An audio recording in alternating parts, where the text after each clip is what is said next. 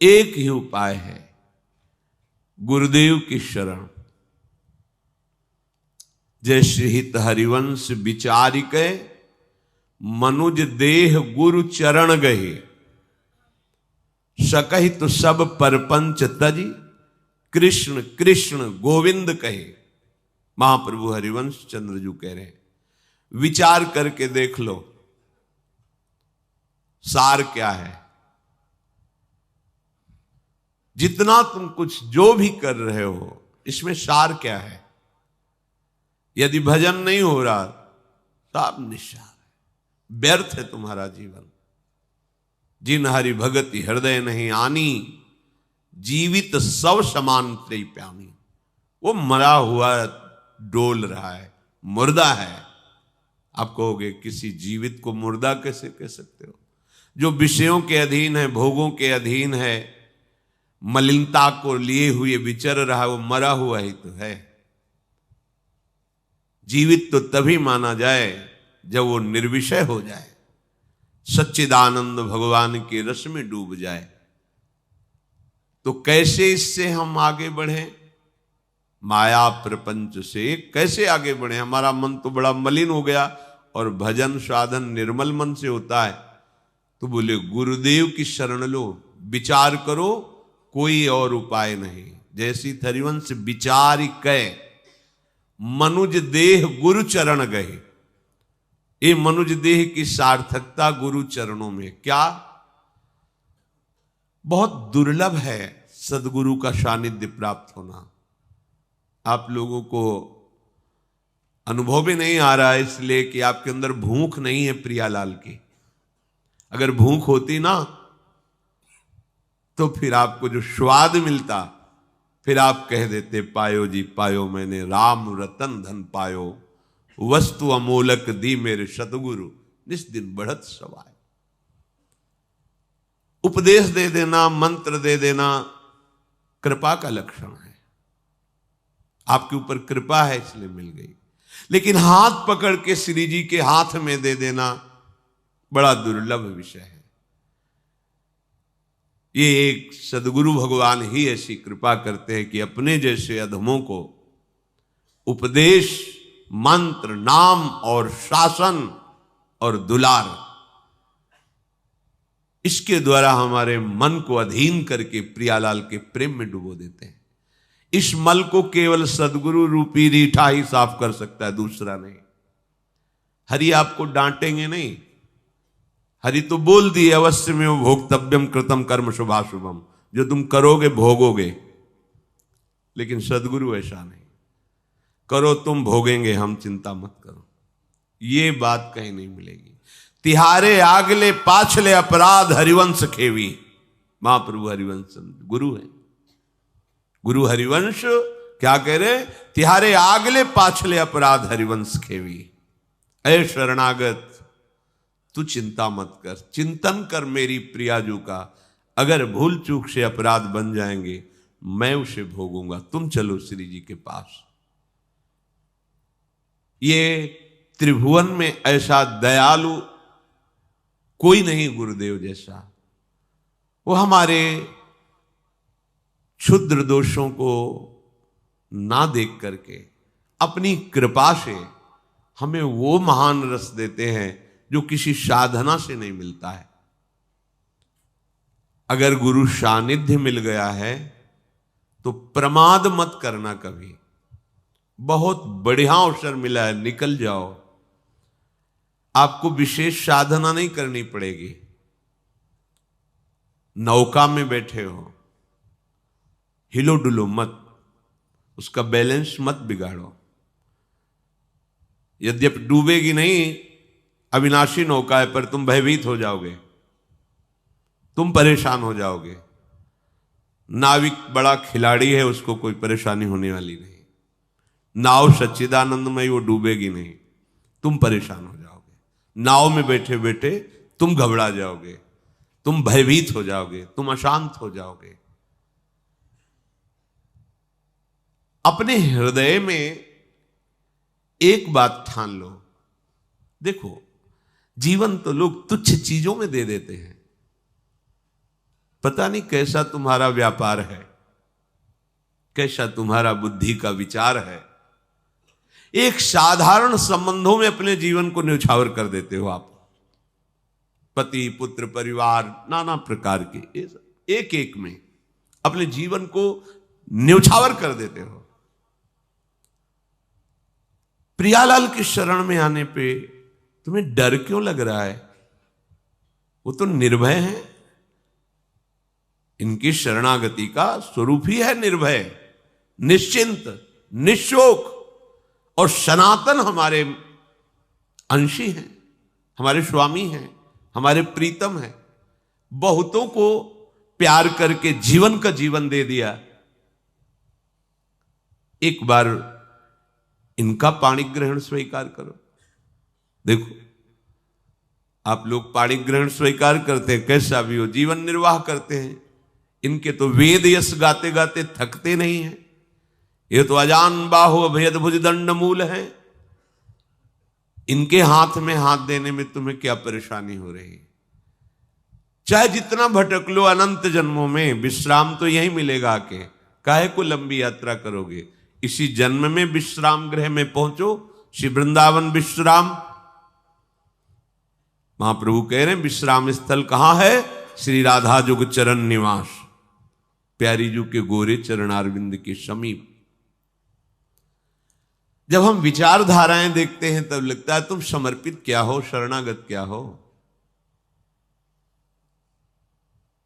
हम श्री जी के आश्रित होने के लिए व्याकुल हैं, श्री जी से मिलने के लिए व्याकुल हैं। ये तो बहुत अच्छी स्थिति होती है।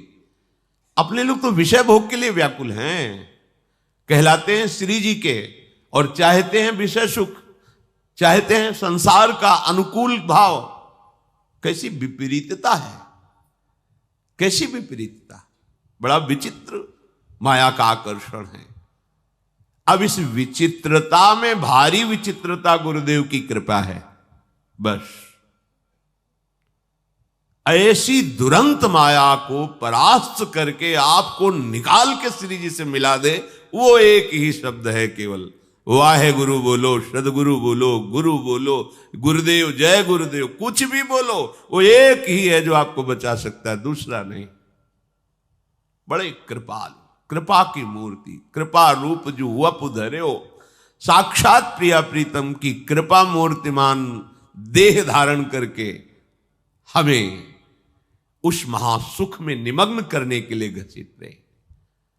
अपने लोग संसार के थोड़े सुख देने वाले पर विश्वास कर लेते हैं, समर्पण कर देते हैं। भाई तुमने हमारा ये सहयोग किया, जरूरत पड़े तो प्राण दे देंगे। गुरुदेव ने वो अलभ्य लाभ, हरिवंश नाम, राधा वल्लभ नाम, राधा नाम, शरणागत मंत्र, निज मंत्र, आश्रय छाती में बैठा लेना, ये छाती में बैठालना है। अपने हृदय, अपने जीवन धन को दे दिया आपको। कितने तुम गंदे विचार वाले हो। देखो, एक लूटा कोई पानी पिला दे, उसको जब देखेंगे तो नम्र आंखें हो जाएंगी। प्यास से व्याकुल था, एक बार इसने पानी पिलाया था। अनंत जन्मों से सुख और शांति के लिए ही मरते चले गए, आज तक जगह नहीं मिली। आज प्रभु की कृपा ने गुरुदेव रूप में आके मुझे स्वीकार किया और आनंद धाम की यात्रा करा रहे हैं। हम कैसे मलिन स्वभाव वाले, नीच स्वभाव वाले हैं कि उनकी आज्ञा का, उनके उपदेश का, उनके नाम का कोई महत्व हृदय में नहीं। हमारा तन, हमारा मन, बस हम जो चाहे कर सकते हैं। नहीं भाई, अगर तुम गुरुदेव के शासन में नहीं रहोगे तो काल तुम पे शासन करेगा, कर्म तुम पे शासन करेगा, फिर नष्ट हो जाओगे। अभी तुम कवच में हो तो सुरक्षित हो।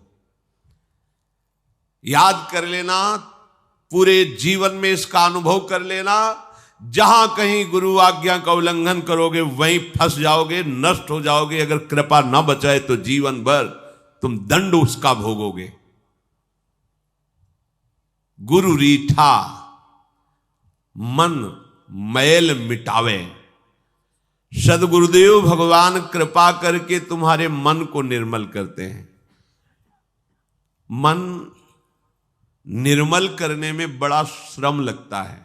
जैसे कपड़े में कोई दाग लगा हो तो धोने वाले को बड़ा श्रम लगता है, बार बार वहां रीठा लगा के मलना, धोना, पीट पीट के उस दोष को निकालना।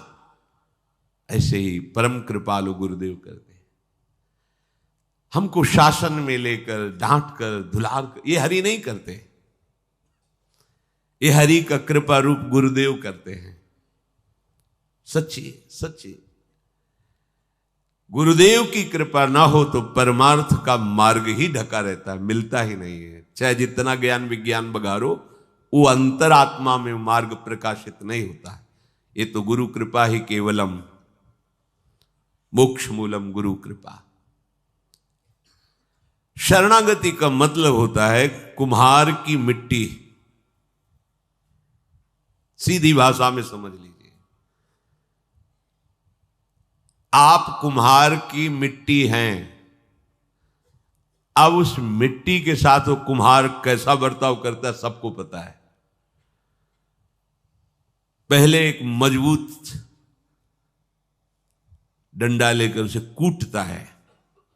कहीं भी इतना भी अगर वो जरा सा सरसों जैसा भी कण रह गया तो वहीं से पात्र फूट जाएगा, वो रस लेने लायक नहीं रहेगा, उसमें रस नहीं रखा जा सकता।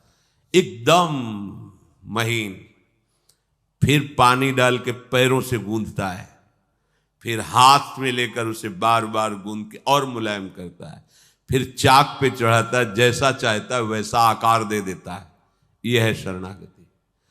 थोड़ा भी अहंकार रह गया तो वहीं से भागवतिक रस बह जाएगा। और यहां थोड़ा सा क्या, पूरा चलनी है, चलनी में गैयादू है और दोष दयु को दे। गुरु रीठा मन मैल मिटावे, उज्जवल कर दे धोए। धोने दो चुपचाप, हल्ला मत मचाओ, सारे दाग धुल जाएंगे। शांति से जैसी आज्ञा शास्त्र करता है गुरुदेव। शास्त्र को तुम क्या समझोगे? तुम्हारी भाषा में गुरुदेव तुम्हें बोल रहे हैं, समझ में नहीं आ रहा, तो दैवी भाषा शास्त्र को तुम समझ जाओगे? नहीं समझोगे। जो गुरु के वचनों पर प्रश्नवाचक चिन्ह खड़ा कर देता है, उसके जीवन में प्रश्न ही प्रश्न रहते हैं, समाधान करने की सामर्थ्य नहीं रह जाती है। मान लीजिए बहुत बढ़िया अवसर है, होली खेल लीजिए। होली, अब रंग बरसे। रंग कब बरसता है? होली। हम प्रियालाल के होली कहते हैं। प्रियालाल के होली अपने अहंकार के, अपने देह के, देह संबंधों के, भोगों के। अभी प्रियालाल के कहां हो? तो का रंग बरस रहा है? काम क्रोध का, ईर्ष्या द्वेष का, मान अपमान का। अगर श्यामा श्याम के होली तो फिर नयो नेह नव रंग नयो रस, ये बरसेगा। आए तो इसी में भींजने के लिए हो वृंदावन। प्यारी जू प्यारे जू के ऐसा प्रेम रंग, फिर अब दूसरा रंग न चढ़े। बोले जे ही गुरुदेव मन को निर्मल किए, तब तह धरे श्याम चरणाम्बुज छुअत न मैलो होए। आहा, निर्मल मन जन सो मोहि पावा, मोहि कपट छल छिद्र न भावा। महाराज तो मांग कर रहे हैं, महाराज मांग कर रहे हैं, मुझे निर्मल मन पसंद है, मुझे छल कपट पसंद नहीं। गुरुदेव मांग नहीं कर रहे हैं। देखो गुरुदेव की हरि से भी बढ़कर उदारता। हरि तो कह रहे हैं मोहि कपट छल छिद्र न भावा, और गुरुदेव किसको ले रहे? जो कपटी है, छली है, दोषों से युक्त है, उसे गले में लगा करके हरि के लायक बना रहे। कैसे? बोले मन मैल मिटावे, उज्जवल कर दे धोए। जो हरि को चाहिए वो गुरुदेव रूप से कर रहे हैं। इसीलिए गुरु गोविंद दो खड़े, काके लागो पाए। तो गोविंद नहीं बता दिया, बलिहारी गुरु आपने। बलिहार करो अपने गुरुदेव की, जिन्होंने मेरे से मिला दिया। नहीं, मेरे से मिलना साधारण बात नहीं, क्योंकि मुझे चाहिए निर्मल मन, और मन है तुम्हारा मलिन। कैसे पा सकते थे? गुरुदेव ने मन के मैल को छुड़ा दिया। अब मैल छुड़ाने में श्रम लगता है, उस कपड़े को बार बार रगड़ा जाता है, पीटा जाता है, वो तब निर्मल होता है। ऐसे पिटाई होगी आपकी। काम, क्रोध, लोभ, मोह, मद, मत्सर, एक दाग थोड़ी है, बहुत दाग है। पिटाई का तात्पर्य है वचनों का आपके ऊपर शासन, वचन का शासन। वचन आधीन सदा रहें, रूप समुद्र अगाध, प्राण रवन सो कत करत, बिनु आगस अपराध। लालजू महाराज हमारी महारानी जी के कैसे अधीन है? वचन आधीन सदा रहे। लाडली जी का शब्द और अखिल कोटि ब्रह्मांडों के स्वामी का सिर झुकाकर स्वीकार करना, यह है प्रेम संबंध।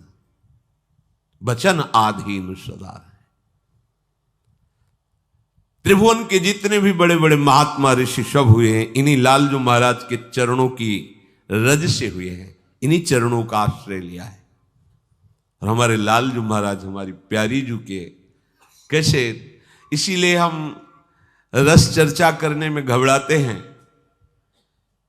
कि मलिन बुद्धि जब नाम नहीं जप पा रहे, सिद्धांत नहीं से नहीं चल पा रहे, तो प्यारी जू की लीलाओं में तुम्हारी क्या बुद्धि होगी? पहले सिद्धांत पुष्ट कर लो, पहले देह भाव से मुक्त हो तो रस भाव में तुम्हारा प्रवेश हो। प्यारी जू की रसमय लीला में बड़ा दुर्लभ विषय है।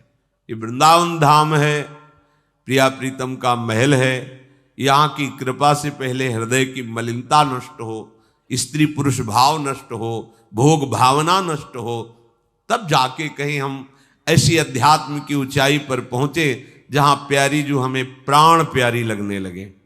श्री राधा जुग चरण प्रीति उपजय अति भारी, तब तो ये रस समझ में आवे। गुरुदेव ने मन को निर्मल किया तो निर्मल मन की मांग करने वाले श्री श्याम सुंदर उसके हृदय में पधारे। खत्म खेल, अब कोई मैल छू नहीं सकता, क्योंकि स्वयं प्रभु हृदय में विराजमान हो गए। तभी श्रीमद राधा सुधा निधि में महाप्रभु कह रहे, कर्माण श्रुति बोधितानि नितराम कुर्वन्तु मां गूढ़ाश्चर्य रसास्रगादि विषयान ग्रहणन्तु मुंचन्तु वा। वो महापुरुष शास्त्र के अनुसार कर्म करे या ना करे, वो विषयों को ग्रहण करे या त्याग दे, कोई फर्क नहीं, क्योंकि अब अंदर श्री लाल प्रिया विराजमान हो गया, अब कोई मल नहीं छू सकता।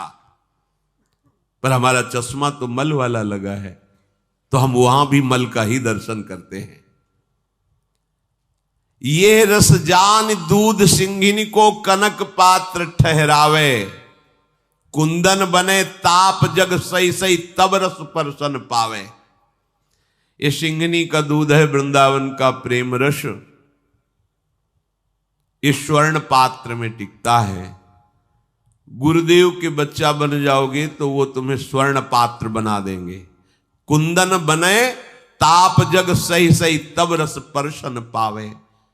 ये जो नाना प्रकार की गर्म हवाएं चल रही हैं, काम क्रोध ईर्ष्या द्वेष राग आदि की, गुरुदेव के वचन के अनुसार चलने वाला शिष्य वो आनंद पूर्वक सहन करता है। जैसे एक किसान ऐसे सर्दी के समय में जब आप रजाई छोड़कर निकलना नहीं चाहते, वो बहुत कम वस्त्र धारण करके गेहूं की फसल में पानी लगाता है, पूरा कांपता रहता है, ऐसे पूरी रात पानी। जो किसान जन है वो जानते हैं, पर उसको शीतलता लगती, पर शीतलता का दुख नहीं होता, क्योंकि उसको पता है कि 2 महीने बाद इसमें 50 मन गेहूं पैदा होगा, हमारा परिवार सुखी पूर्वक 1 वर्ष इसमें भोजन पाएगा। 1 वर्ष जीने के अन्न के लिए वो इतने शीतलता के कष्ट को आनंद पूर्वक सह लेता है। और अनंत काल तक प्रियालाल के समीप हम सुख पूर्वक रहेंगे, उसके लिए हम काम क्रोध नहीं सह सकते, हम विकार नहीं सह सकते। बोले बहुत कष्ट होता है इनके सहने में, मानते हैं, क्योंकि आप अंतःकरण धर्म से तदात्म में, लेकिन आपको जेल हो जाए तो फिर क्या करोगे? आपसे अपराध बन गया, आप जेल भोग रहे हैं, 20 साल की सजा हो गई, अब वहां तुम्हें रखा है क्या सब भोग? जो मिलेगा खाओगे, जैसे आचरण कराए जाएंगे वैसे वहां करोगे। थोड़ा भी बोले तो 4-5 मिलके तुम्हें पीट देंगे। अब उस समय मन को, ना वो योगी है ना तपस्वी है, लेकिन सहता है ना, मन को समझा के पूरा जीवन काटता है ना जेल में। तो आप ऐसा मान लीजिए कि अनंत जन्मों के अपराधों से मुक्त करने के लिए हमें अवसर मिल गया, मन को समझा लो भाई, अब ये जन्म हमने श्यामा श्याम को दिया, अब तुम चाहे जितना उलरो, चाहे जितना संकल्प विकल्प करो, अब हम तुम्हें भोगों में नहीं फंसने देंगे। कुंदन बने ताप जग सही सही, ये शब्द ही याद नहीं कर रहे आप। सहत सहत बाढ़े भगत, ये शब्द ही नहीं है अपने लोगों के हृदय में। लाडली जी के लिए किसने प्राण समर्पित किए हैं? हम अपने मन को समर्पित हैं, भोगों को समर्पित हैं, अनुकूलता को समर्पित है, सम्मान को समर्पित है, लेकिन प्यारे जू को कौन समर्पित है? बड़ा गूढ़ विषय, इसीलिए तुम्हारी वृत्ति तुम्हें धोखा दे रही है।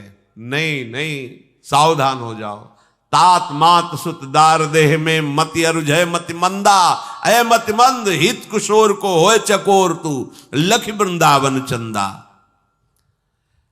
जब आप सहना शुरू कर दोगे तो आपको इनाम मिलना शुरू हो जाएगा। क्या बोले? रूप माधुरी ध्यान समावे। हर प्रतिकूलता को सह गया, कुछ नहीं बोला, शांत है। प्रभु जैसा आप करो, जोई जोई प्यारो करे सोई मुझे भावे। शांत, अंदर आग लगी, बाहर से शांत बैठा है। वो देख रहे हैं प्यारे, मेरे लिए ये सह रहा है। अब क्या हुआ? बोले रूप माधुरी ध्यान समावे, गुण गावे गोविंदा।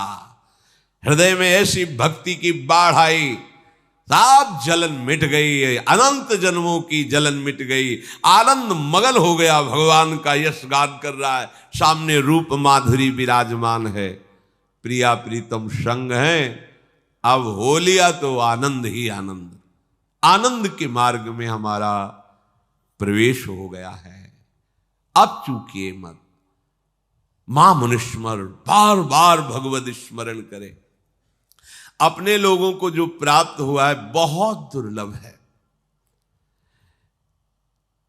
कह रहे कि जितने भी तीर्थ हैं भारत में, विश्व में, कहीं भी, सब तीर्थों का अवगाहन करे एक आदमी, और एक वृंदावन की रज को ऐसे लेके ऐसे रख ले तो इसके करोड़वें अंश के बराबर कोई तीर्थ नहीं है। ये कहानी नहीं कि ऐसे कही गई हो। क्यों?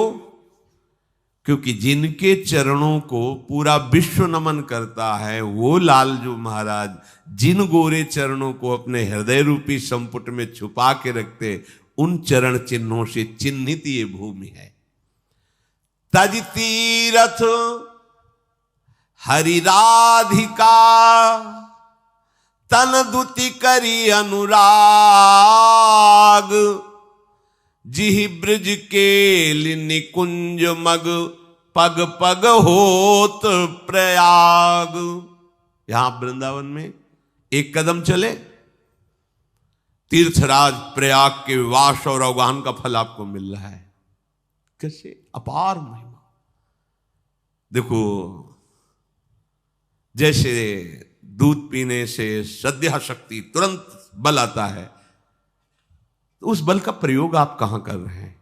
खास बातें हुई, आप दूध पी के कर क्या रहे हैं? उस बल का प्रयोग किधर कर रहे हैं? नष्ट कर रहे हैं या सार्थक कर रहे हैं? यहां का बहुत एक एक कण अपार शक्ति से संपन्न है, हम इसका प्रयोग कहां कर रहे हैं? हमारे रहनी पर इसका बहुत बड़ा फल टिका हुआ है।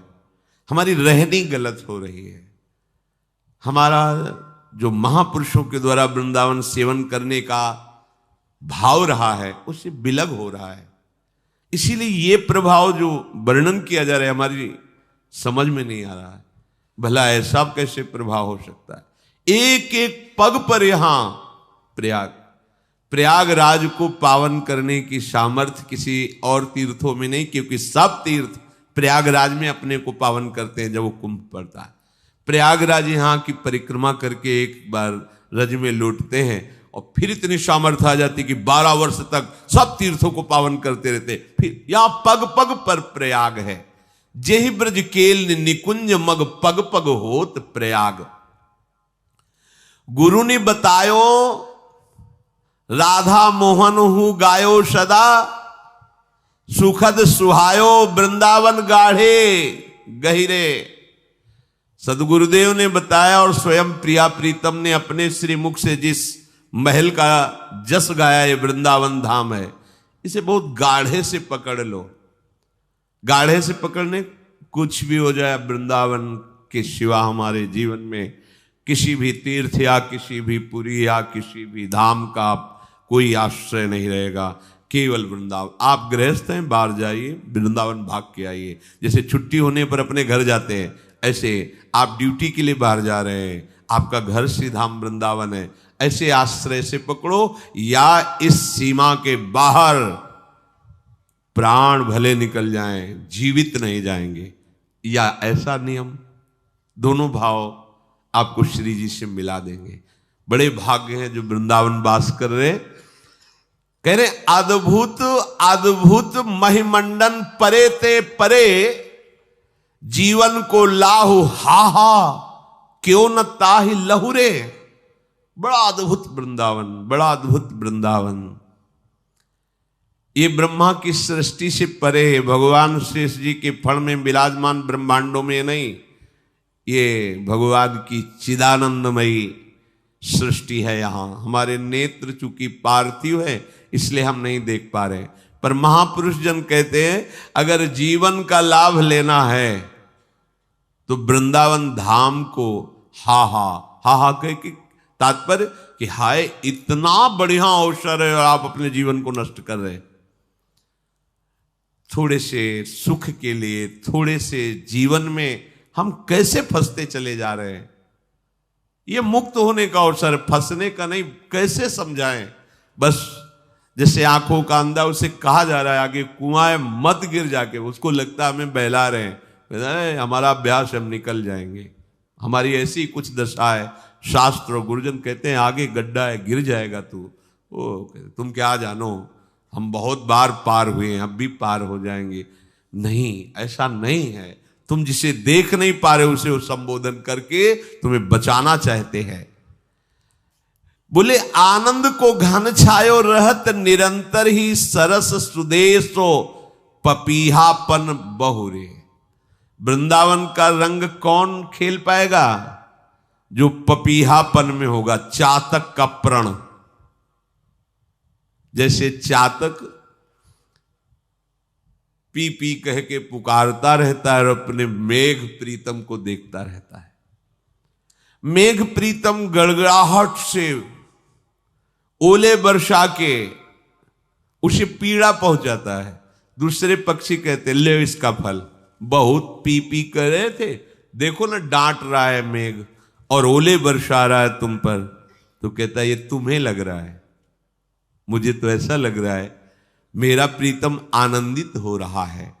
जैसे कोई अपने प्यारे के ऊपर फूलों का श्रृंगार करे, ऐसे मुझे ओले लग रहे कि मेरे मेघ के द्वारा बरसाए हुए ओले मुझे पुष्प की तरह सुखद लग रहे। पपीहापन गहुरे, हमारे प्रीतम के द्वारा दी गई प्रतिकूलता बड़े बड़े दैवी शक्तियों के द्वारा दी गई अनुकूलता से भी बहुत भारी है, सुखद है। ध्यान देनी, बने तो रघुबर ते बने, बिगड़े तो भरपूर, तुलसी औरन ते बने ता बने। हमारी प्यारी जू के द्वारा किया हुआ विधान हमारे लिए सर्वोपरि है। भारी से भारी प्रतिकूल परिस्थिति भी हमें महासुखद लगनी चाहिए, क्योंकि मेरी प्यारी जू का विधान। बोले इसमें प्यारी जू क्या करेंगे, वो हमें गाली दे रहा था, तो आप शरणागत नहीं है क्या? है तो फिर आपकी तरफ अंगुली कैसे उठ सकती है, आपकी तरफ आंख कोई कैसे दिखा सकता है? ये हमारी प्यारी जू से पास हुआ है कि तुम्हें गाली दी जाए, जिससे अब पता चले कि तुम्हारा अहंकार कितना है। बिल्कुल आप विधान में हैं, बिना विधान के अब आपके साथ कुछ नहीं हो सकता। और आपसे सत्य कहते हैं, जीवन भर के अनुभव को कहते हैं। जहां कहीं जले तो गलती हमारी हुई, प्रिया प्रीतम की नहीं।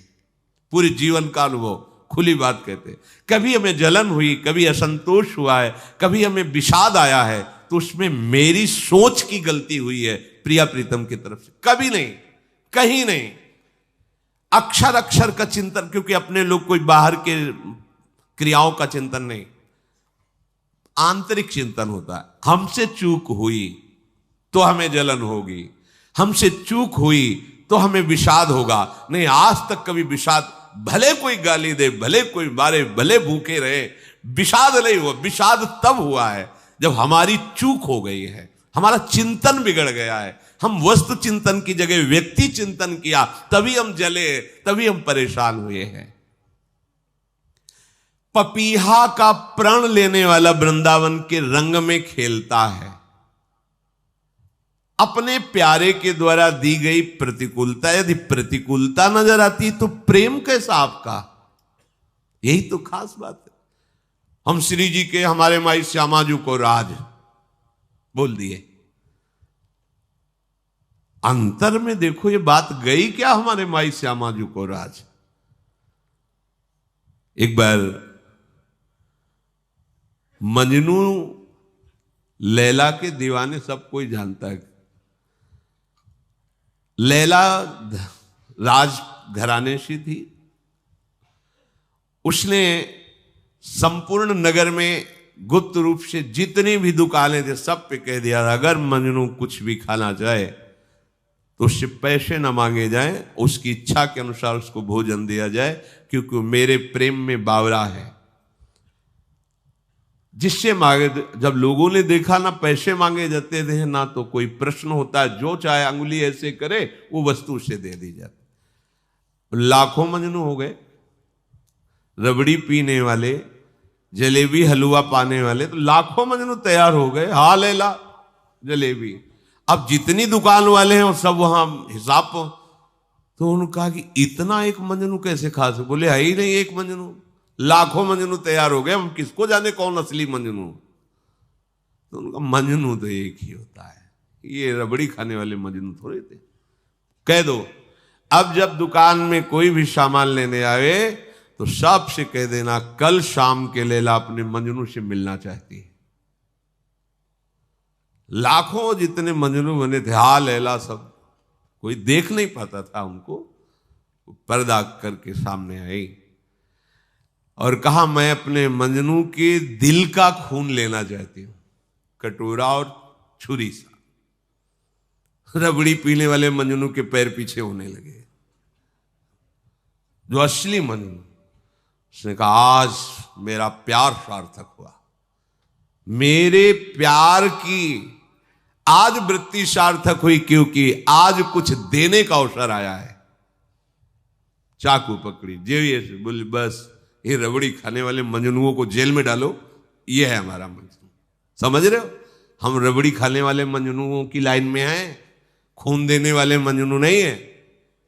देख लो, अंदर से देख लो। चातक को पन गहिरे,